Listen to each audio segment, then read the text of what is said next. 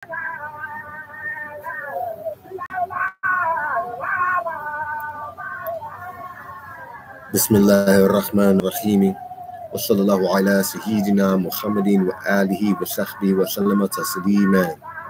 Mubaraku ibtida'i, Memunu iqtida'i.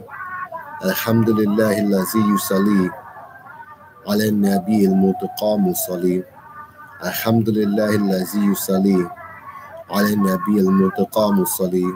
Salli wa salam alayhi allahu bi alihi wa sahbihi wa mawallahu. Assalamu alaikum wa rahmatullahi ta'ala wa barakatuh. I'm Sheikh Ibrahim Afal. We're here at Diwaanu Salihin, the community of the righteous. We'll be coming to you again with a brief talk on improving the heart. This discussion has infinite implications, and the most important thing that we can do, one of the most important things that we can do in life, besides having knowledge itself, Allah Ta'ala said, worship, know me before you worship me. So a person must have knowledge of themselves before any of their actions will have any type of value per se. So you have to have knowledge of yourself before you can even begin to improve yourself. And knowledge itself begins one on the path to self-improvement. In Tasawwuf, and what is called Sufism, one of the main focus is the purification of the heart. As quoted, a quote from the Bible, as a man thinks in his heart, so is he. So all the practices revolve around purifying the heart. And when you begin to do that, then many different things change.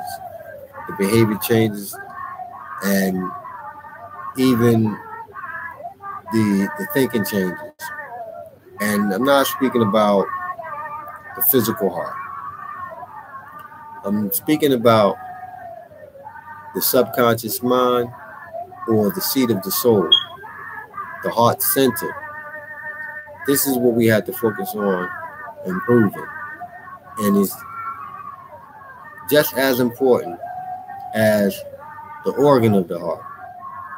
The organ of the heart, if it shuts down, the whole entire being will shut down. So if the qalb, or the heart center, is not functioning properly, then nothing else in life will actually be proper. So before I get into speaking on the subject, there's just a brief muqaddimah. That was a brief introduction. But before that, I would like to read a poem by Imam Hamza Perez, a very, very interesting poem full of substance. It's called the 12 Futuwah Commandments. So Imam Hamza Perez, he writes in his poem, Bismillahirrahmanirrahim. On this path, we are intertwined as brothers in a chain. When one brother is hurt, the other will feel his pain. Brotherhood is an oath, a spiritual covenant. One brother may provide knowledge, another may provide sustenance. These words are like a compass as you travel with your companions. The keys to unlock the doors of Futuwah companions, or the keys to lock the door of Futuwah champions. The first rule is, regardless of trials and error, always feel his rank is above yours, and he is always better. The second is to remember he is not a prophet or an angel, but a being with human traits. He may do wrong and fall, and may make many mistakes. Examining people's faults can spiritually hurt you. Remember yourself. Remind yourself of your own faults, and remember his virtues. The third rule is that every single brotherhood has had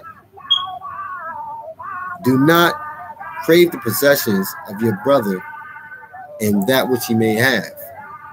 The fourth rule is to obtain sacred knowledge together.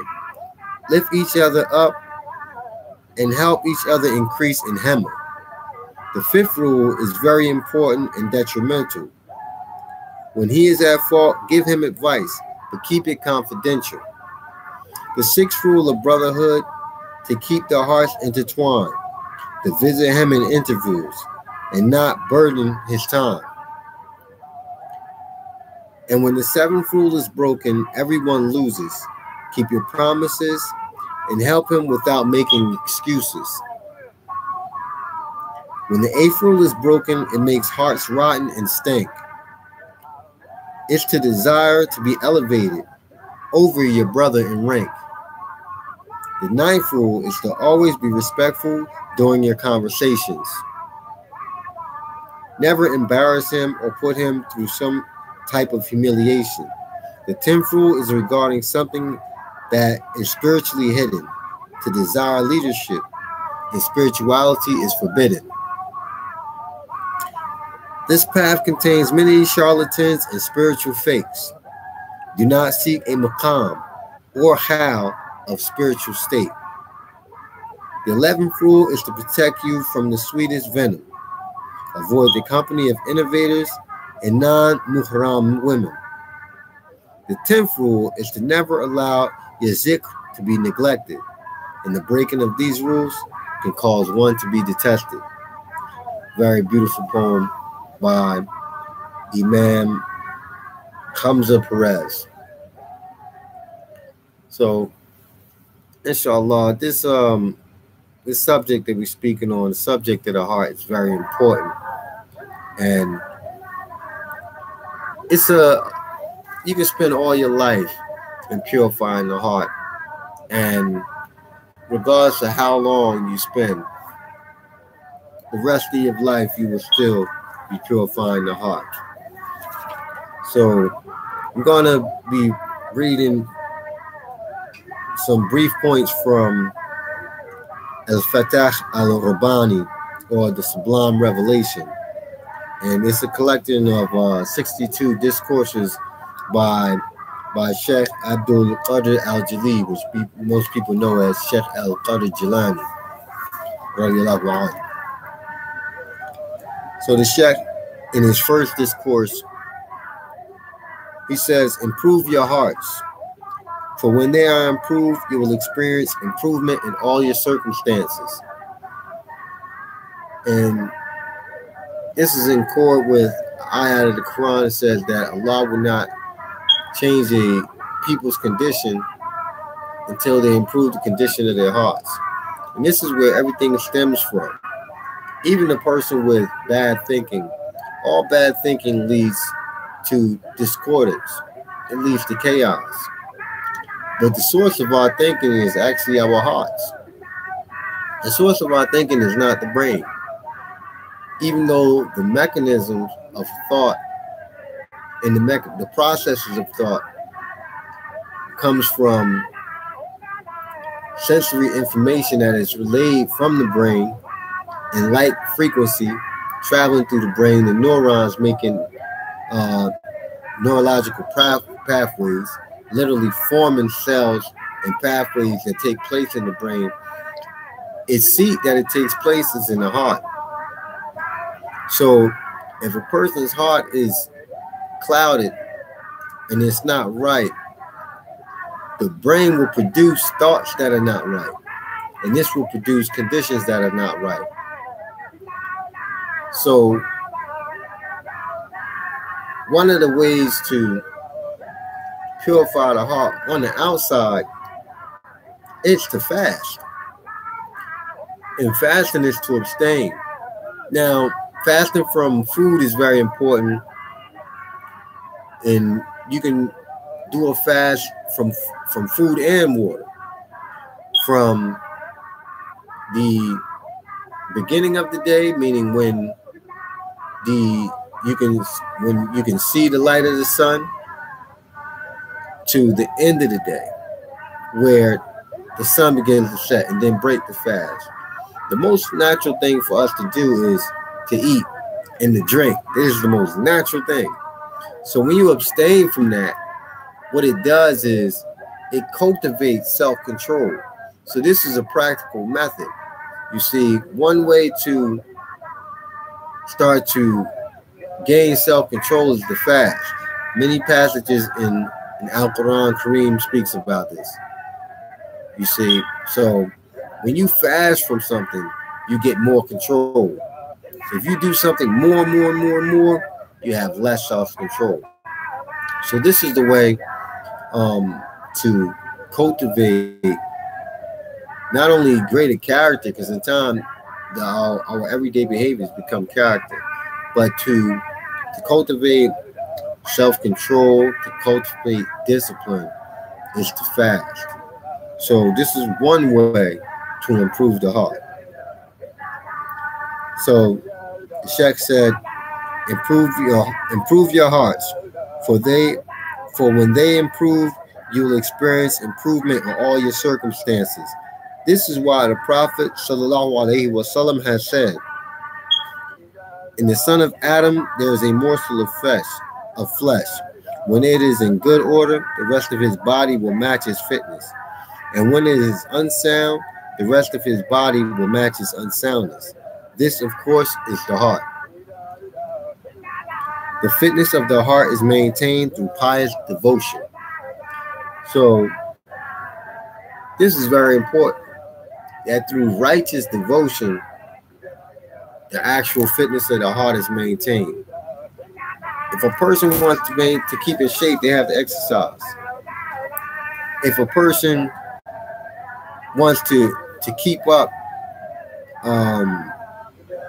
in school and keep their grades up, you have to constantly be on top of your work.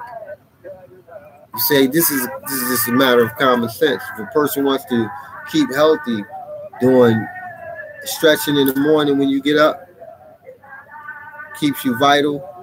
Breathing techniques keeps you vital for calmness, for clarity of mind. Meditating 15 minutes a day. Waking up before breakfast, and when the morning is still, and you meditate for 15 minutes, just focusing on the breathing, keeps the mind calm. Before you go to sleep, maybe an hour or so, 2 hours after you eat, to meditate. This will put the return the being into a state of calmness. So these different practical applications will actually have a very big effect on the being when done consistently. So the fitness of the heart is maintained through pious devotion. And this is zikrullah, the chanting of different prescriptions, whether it be the Ismullahi, the most beautiful names of Allah, or certain formulas coming out of ayats or verses of Al-Quran Kareem, doing the meditation or the muraqabah, which is a visualization technique, which is accompanied by zikrullah or invoking the different formulas. These things actually maintain the fitness of the heart. It says that for anyone who forgets Ar-Rahman, we appoint for him a shaitan to be his companion. So in forgetting your higher essence, not only your essence, but the prime source of your being, you're appointed a shaitan to be a companion, which means carnal inclinations to be a companion. You see, thinking from a carnal center will be a companion. So this is what starts to, and the Sheikh will get into it, so I'm not even going to allude to it yet. But these things begin to destroy the being and being down. And so to maintain the fitness of the heart, righteous deeds, charity, meditation, as I said, even exercise to keep the being vital, keep the circulation of the blood, as well as rituals such as salat, rituals such as constantly being in wudu. All of these things keeps the fitness of the heart up. It says, verily through the remembrance of Allah, which in Arabic is zikrullah, does the heart find rest. You see? So these are different practical applications to keep the heart in the right state. If you know different degrees, constantly quoting these degrees and meditating on the contents of these degrees and applying them, the science to everything in your life, this is what maintains the fitness of the heart. If a person is reading certain texts, such as whether it be the Bhagavad Gita, the Tao Te Ching, whether it be sayings of the Prophet Sallallahu Alaihi Wasallam, whether it be 100 degrees, 120 degrees, whether it be different quotes, whether it be Psalms, Bible verses, Torah, whatever, it doesn't matter. If a person has a formula, or you may not have a formula, but you have certain passages, affirmations, and you dedicate time throughout out of your day and to recite this over and over in your mind and ponder on it. This, what it does, it keeps the heart fit. It maintains the heart. You see, this is food for the heart. And this is very important. This is very, very important. Now, again, going back, revisiting fasting. Not only the fast from food and water, that's just a physical aspect. That's just getting it started. However, and not only that, that's spiritual gasoline. That's psychological gasoline. This is what get the engine started. When you fast from food and water from the start of the day to the beginning of the night. And if you can't fast from, or you just starting fasting, just fast from food. And then do a liquid fast, which meaning to drink natural juices, and drink water, and you could do a liquid fast for 1 day, 2 days, 3 days. 3 days is best, but just starting off 1 day is good. So these things increase the fitness of the heart. However, with the fast, the very important thing is to fast with your eyes.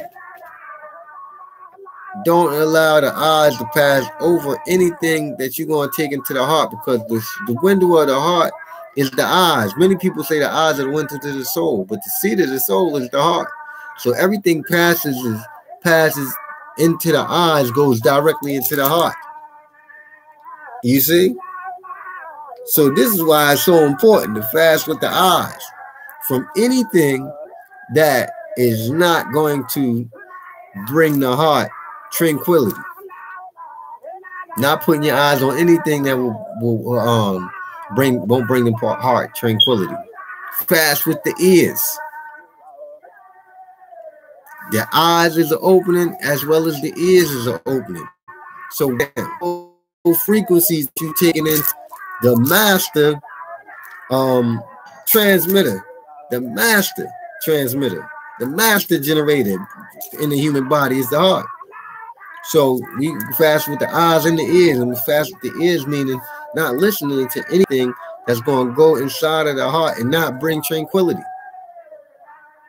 So you have to reverse the polarity of what you're used to. If you should listen to things that, it's just bombarding you with so many different ideas, you start listening to things that are very pleasant frequencies. You see, it could be 432 hertz, 440 hertz, 528 hertz, 720 hertz. These different things for federal harmonics, or Al-Quran Kareem being recited in Arabic. It could be in the most beautiful music. All of this brings the heart peace and rest, and it stimulates the tranquility of the heart. So that's a very important fast as well. Fast, not just the fasting from food and water, but fasting with the eyes, fasting with the ears, fasting with the tongue. Sheikh Ahmadu Bamba, radiallahu anhu, he said, eat less, sleep less, speak less. To fast with the tongue, to not say any type of words that are not broadcasting harmonious frequencies. Don't speak so much. You should be, as a code of conduct, slow to speak and fast to listen. We have 2 ears and 1 mouth. We should be slow to speak and fast to listen. That's the science of doing the knowledge to wisdom in order to get an understanding. Being slow to speak and fast to listen. Well, a person would take in more knowledge and obtain more wisdom. You see? So these are certain practical methods.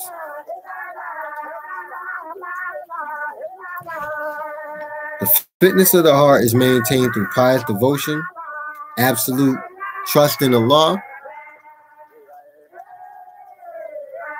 Now, this is,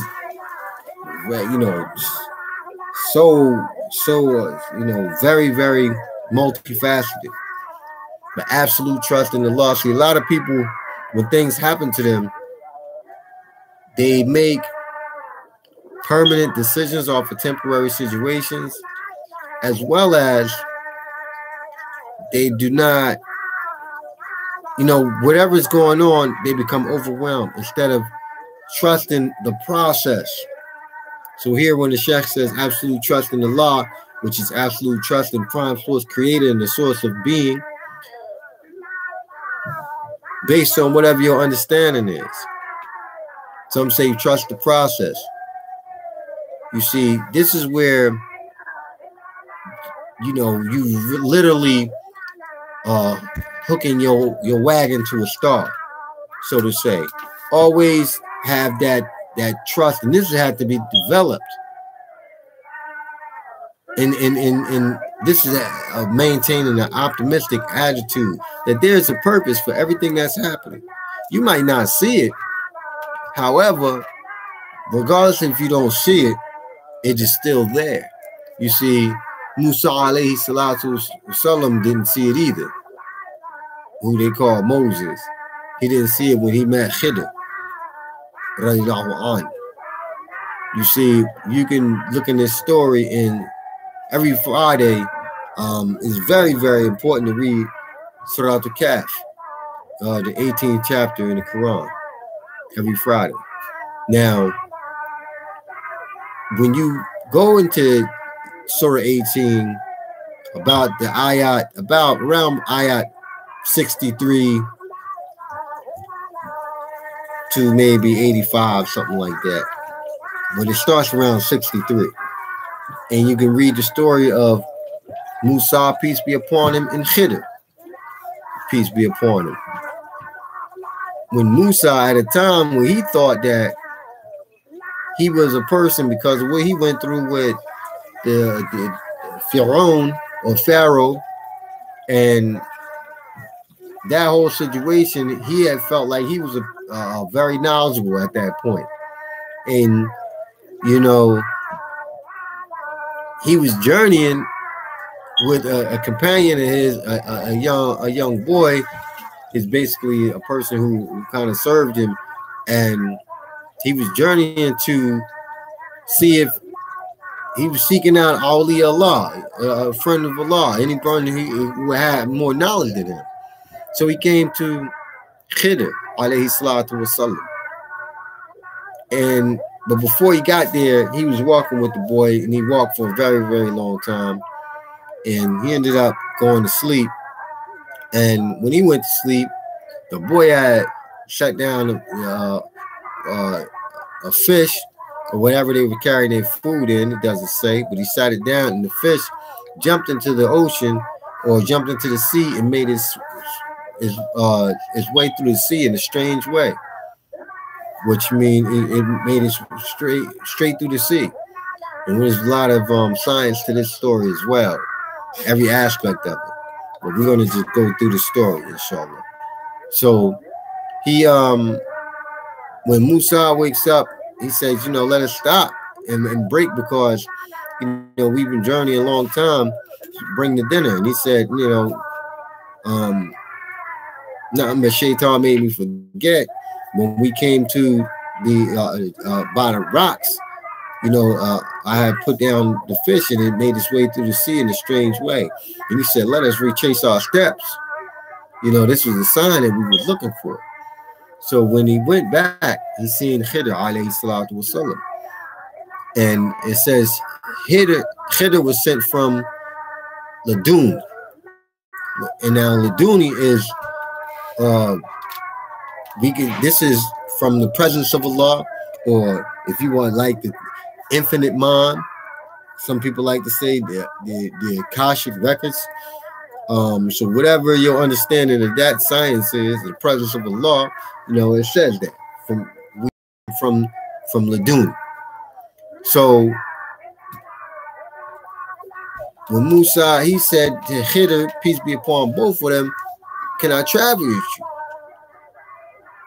Khidr said, you would not be able to have patience with me. And Musa said, yeah, I would have patience with you. Peace be upon him. Khidr, he said, how could you have patience with something that you don't understand? They start traveling, they go on a boat, and when they're riding on these poor people's boat, Khidr start punching holes in the boat. Musa start bugging out. Like, why you destroying these people's boat? So when they get out the boat, Khidr said, I told you. You would not be able to have patience with me. So Musa said, I forgot. Please pardon me. So Khidr told him, I told you would not be able to have patience. So he pardoned him, and they kept journeying. Khidr comes to a boy, kills the boy. Musa start bugging. How do you kill this boy? No one goes on a rant. You cannot kill. It's not prescribed for you to kill anybody. This and this and that. Khidr said, I told you, you will not be able to have patience with me. So Musa said, oh, sorry. If I question you again, we can part ways. So they journey. They've been journeying a very, very long time. They come to a town, and generally in that time period, in that area, you come to a town, people will treat you with hospitality, feed you, and all of this type of stuff, take you in. It didn't happen with them. So they was journeying very long, and they came to a wall, and that was falling, and Khidr basically started to fix the wall. Musa helped him, alayhi salatu wasalam. And they fixed the wall, they mend the wall, and then Khidr starts to walk off. And Musa, trailing along, says, we gotta ask these people for food. We journeyed very long time. We hadn't had anything to eat, and we just fixed this wall. We spent all of this time. So, you didn't ask them for anything. And Khidr said, this is where me and you part ways. Peace be upon both of them. So he said, before we part ways, I'm going to give you the understanding of these things that you couldn't have patience with. There was a tyrant king, and he was taking people's boats. And those poor people, that was the only thing that they had. They were fishermen. So that boat was the only thing they had. So I rather damaged it. And so when the tyrant seen it, he would pass it by, and they can always mend the boat. He said when he came to the boy was a very, very evil boy, and he had pious parents. So he got the command from Allah to kill the boy, before he came of age, and they would be blessed with a boy, a male child that would grow up and be very, very pious, and would bring honor to the parents. He said when it came to the wall, underneath where the wall fell at, there was an inheritance of 2 orphans. So he fixed the wall so they would be able to dig up their inheritance. And they would be all right. And these are the things that you were not able to have patience with. So on the surface of the story, it just shows you that when you don't trust the process, you don't have absolute trust in the law, what's happened to you in this moment, you're not gaining understanding from it. You know, there have been many things that's unbeknownst to you, because instead of you, you know, just giving up or becoming depressed or looking for some type of way out, it's more important for you to have patience, because all of these things that's happening to you, there's a purpose. You just don't see the purpose at that particular moment. So this is why you have, you know, it's very important to have absolute trust in the Lord, according to your understanding. The fitness of the heart is maintained through pious devotion, absolute trust in the law. Almighty and glorious is He. The affirmation of His oneness. Now, this is a very multifaceted subject as well. But the affirmation of His oneness. Now, in the Kalimatul Shahada, or the word of witness, La ilaha illallah, this aspect of it is very important. It's always used as zikrullah in the formula of invoking, and La ilaha illallah, on the surface, many people understand this as there's no God worthy of worship except Allah, which is not very good, because except would never be used in that context of speech. So many people on the surface, they understand that there's no God, only Allah. And that on the surface is, when you think about anything, any type of ilah, because many people take things from ilah, or idols. You know, ilah. It can be a substance. It can be any type of material. It could be their own emotions. So there is none of these things, only Allah. But on the greater aspect, proper understanding of how we view it, Ahlul Tasawwuf, for the people of spirituality, or Sufism, we view it, La ilaha illallah, as Allah is the only reality. So when you, you know, this is the affirmation of Allah's oneness, that, you know, La ilaha illallah, Allah is the only reality. So there's no you, what you're going through, your emotions. La ilaha, or you negate all of these things in meditation. There's no things that are happening, what's going on. You negate all these things, regardless of what it is. You negate it. You negate it. La ilaha, because la is a negation. You have the la of negation, which says there's none of these things exist. So you're not focused on, even though these things appear very concrete and solidified to us, of course, naturally, because we are perceiving things through the senses. However, you negate these things and affirm that Allah is the only reality. So La ilaha illallah. And this is the affirmation of His oneness and sincerity in practice. And this is very important, to be sincere in whatever you do, because when lack of sincerity, it only works against the being, the self. So to be sincere in the meditation, in the zikr, in any acts of devotion, any acts of righteousness, to be sincere. even if it was a question of asking a person how are they doing, to be sincere and not being vain in anything that you do is very, very important.